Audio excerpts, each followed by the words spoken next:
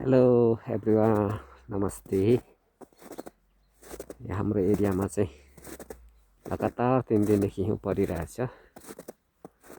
आज पनि रातभरि बिहानदेखि नै हिउँ परिरहेछ। सो म चाहिँ भिडियो सुट गर्नलाई निस्केको छु। मेरो साथीहरू दुईजना अगाडि हिँडिराखेको छ, हेर्न सक्नुहुन्छ है।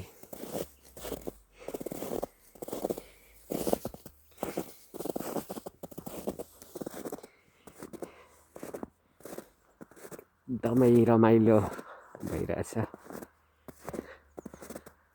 हिउँ परिरहेको बेला चाहिँ त्यति चिसो नहुँदो रहेछ। जब यो परिसकेर सेलिन्छ नि भने चाहिँ एकदमै चिसो क्या।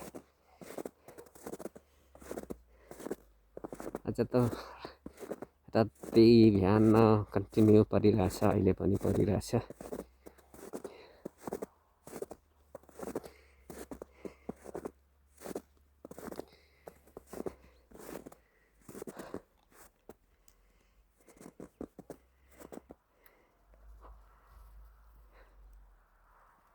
चारैतिर हिउँ हिउँ हिउँ हिउँ।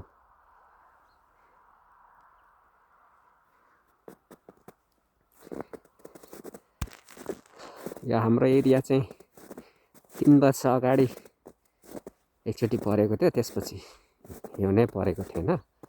किनभने यो हाम्रो एरिया चाहिँ अलिक होचो स्थानमा पर्छ। रोमानियामा त प्राय सबै ठाउँ हिउँ पर्छ प्रत्येक वर्ष, तर हाम्रो एरिया चाहिँ 2023 डिसेम्बरमा एकचोटि परेको थियो, त्यसपछि परेको थिएन। पोहोर चाहिँ अलिअलि मात्रै परेको थियो।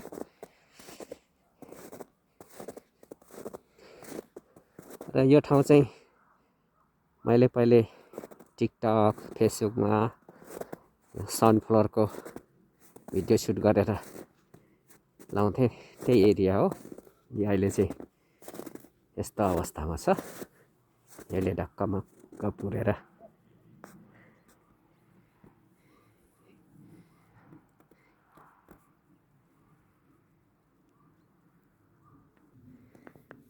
यो हिँड्दा रोडमा हिँडिरहेको छु, तर यो आइसले खाल्टाखुल्टी नै देखाउँदैन।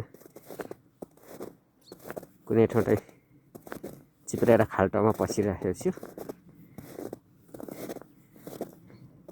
कता हो कता यो गाडी हिँडेको बाटो हिँडिरहेको छु म चाहिँ। मेरो साथीहरू चाहिँ तल हिउँमा खेल्दैछन्।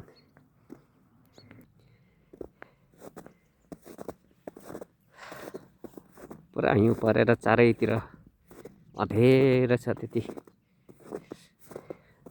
आज चाहिँ आकाश पनि पुरा धुम्म छ।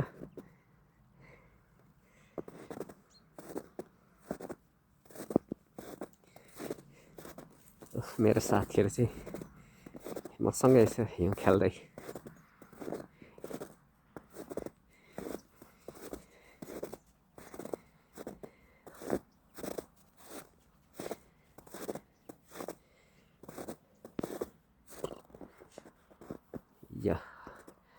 यहाँ चाहिँ यो आफ्नो आफ्नो जग्गाको कम्पन बारेको हुन्छ। यसरी यहाँ चाहिँ करेन्ट फिट गरेको हुन्छ। गाईबस्तु भित्र छोड्यो भने बाहिर निस्किँदैन, यही एरियासम्म आउँछ अनि झट्का दिँदछ, फर्केर गइहाल्छ। यहाँ चाहिँ बस्तु गोठ चलाउनलाई गोठाला गर्नु पर्दैन, यहीभित्र ल्याएर छोडिदिन्छ। अनि यो वरिपरि आफै चरिबस्छ होइन। अनि यो छेउछेउ आइपुग्यो भने चाहिँ अलिकति छुयो भने झट्का लाग्दो रहेछ, फर्केर गइहाल्छ। यही कम्पनभित्र 2-3 महिना यही कम्पनभित्र घुमिबस्छ, चरिबस्छ है। अनि उनीहरूलाई एउटा एरिया उनीहरूको घाँस दिने बस्ने ठाउँ बनाइदिएको छ। यहाँ माथि देख्नुहुन्छ त्यो गोठमा, त्यहाँ जान्छ, पानी राखिदिएको हुन्छ, पानी खान्छ। अनि फेरि चर्नलाई चाहिँ यही वरिपरि छर्छ। अहिले चाहिँ सबै वस्तु त्यही गोठभित्र छन्। अहिले चाहिँ घाँसलाई दिन्छ होइन। आज घाँस छैन, सबै यस्तो छ। अब यो हिउँ सुक्यो भने यहाँ सबै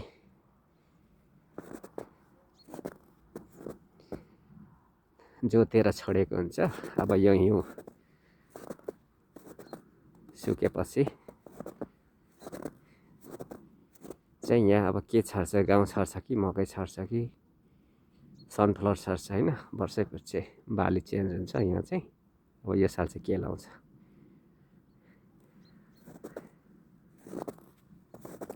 यहाँ चाहिँ जे छरे पनि अब अप्रिलमा मात्रै छर्छ। चाहे मकै, चाहे गहुँ है, चाहे सनफ्लावर अप्रिलमा मात्रै छर्छ। यो वर्षको बाली सकेपछि चाहिँ यहाँ जोतेर छोडिदिन्छ। त्यतिकै जाडोको सिजन हुन्छ। जाडोको सिजनभरि यत्तिकै हो, झार पनि आउँदैन, चिसोले होला।